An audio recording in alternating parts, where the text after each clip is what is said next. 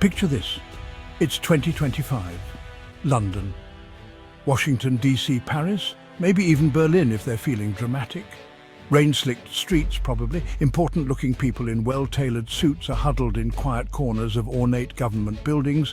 They're looking over their shoulders a little more than usual. What's got them so jittery?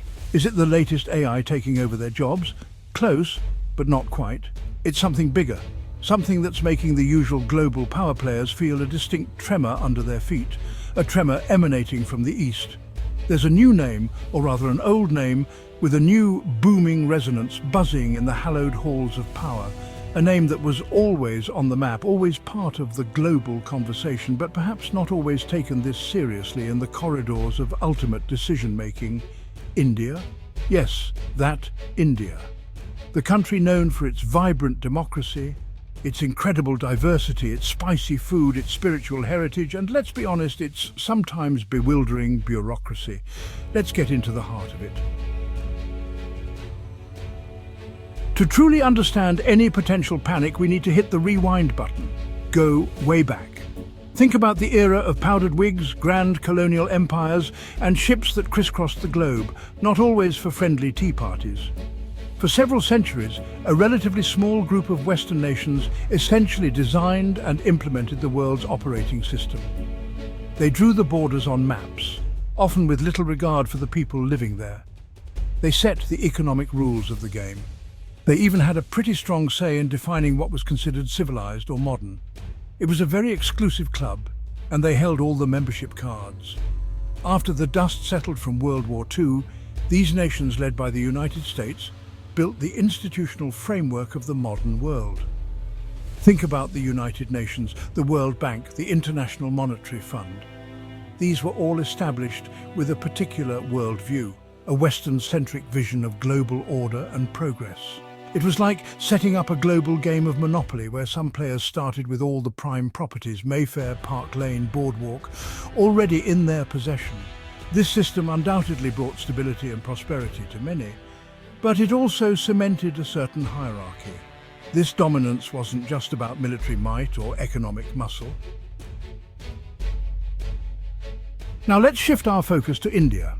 For a very long time, the predominant Western perception of India was often filtered through a very specific and frankly outdated lens.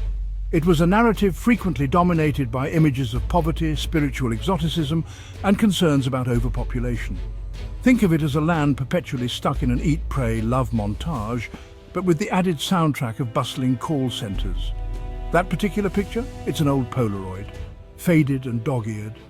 The new image of India is being broadcast in ultra-high definition, and it's playing on a much larger global screen. India's current growth story isn't just about impressive statistics, though those numbers are undeniably eye-popping. Consider this, it's consistently ranked as the world's fastest-growing major economy.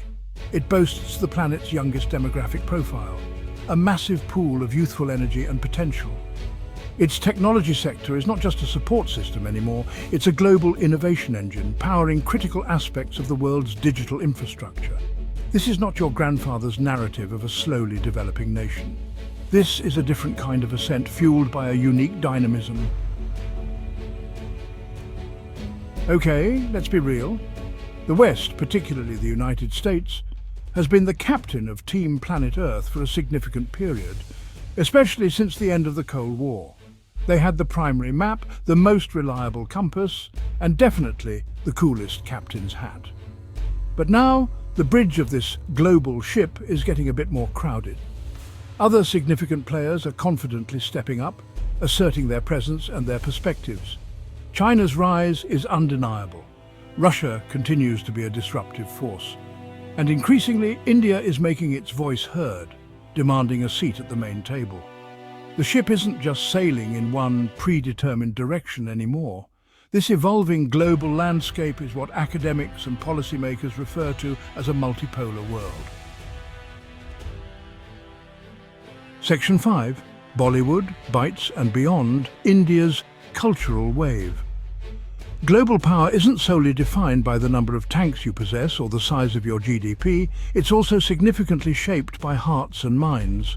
What people around the world choose to watch, the music they listen to, the food they crave, the ideas they find compelling, this is the realm of soft power. And in this arena, India is, without a doubt, an elephant in the room. But picture a very graceful, surprisingly agile, and incredibly vibrant elephant. One that knows how to dance and captivate an audience. Think about Bollywood, for instance. It's no longer just a source of song and dance entertainment for the Indian diaspora. It has evolved into a truly global cultural phenomenon. From the bustling markets of Nigeria to the remote towns in Peru, people are connecting with the stories, the emotions, and the sheer spectacle of Indian cinema. Section 6. From colonial subject to global player, a new game plan. It is absolutely crucial not to forget the historical context. For nearly 2 centuries, India was the so-called jewel in the crown of the British Empire. It was a colonial subject, not an equal partner on the world stage. That profound and often painful experience of colonialism, of being on the receiving end of Western imperial dominance, inevitably shapes a nation's collective psyche. It deeply influences its worldview, its sense of self, and very importantly, its approach to foreign policy even today. India remembers its past, and that memory informs its present actions. So when India now steps onto the global stage as a significant and independent player, it's not necessarily looking to play by the old established rules, many of which were written when it didn't have a seat at the table. Section 7. The Rupee Rises, India's economic metamorphosis. Let's face it, money talks. And right now, India's economy is not just talking, it's delivering a pretty compelling keynote address on the global stage. We are discussing a nation that, according to most credible projections, is firmly on track to become the world's 3rd largest economy within the next decade, possibly even sooner. This isn't just an abstract statistic to be filed away in an economic report. It represents a fundamental and irreversible shift in global economic gravity. Across the subcontinent, factories are humming with increased activity, a vibrant startup ecosystem is churning out innovative solutions, and infrastructure development is proceeding at a rapid pace.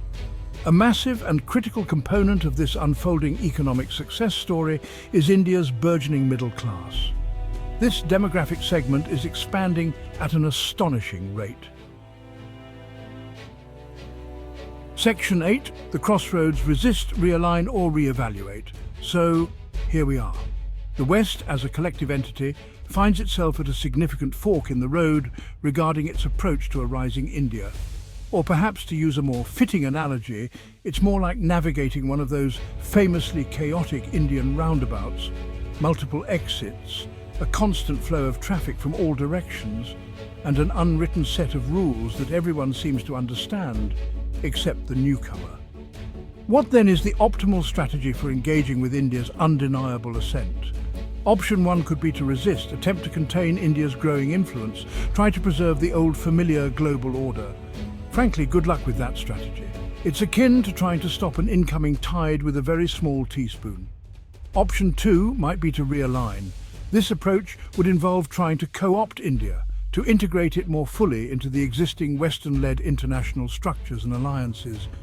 The aim here would be to make India a kind of junior partner, a supportive member of the old established club. Section 9. A new dawn, not a dusk, India's rise as global rebalance.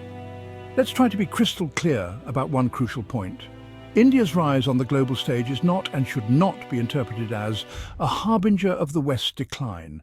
It is far more accurate and constructive to view this phenomenon as a necessary and in many ways overdue rebalancing of the world order. Think of it like an old-fashioned seesaw in a playground that has been stuck with one side heavily weighted down for far too long. Now, slowly but surely, that seesaw is moving towards a more natural state of equilibrium.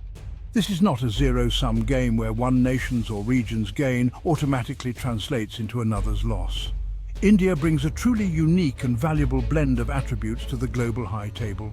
It offers the profound depth of ancient wisdom stemming from thousands of years of continuous civilization, combined seamlessly with cutting-edge modern innovation, particularly in the digital and technological spheres.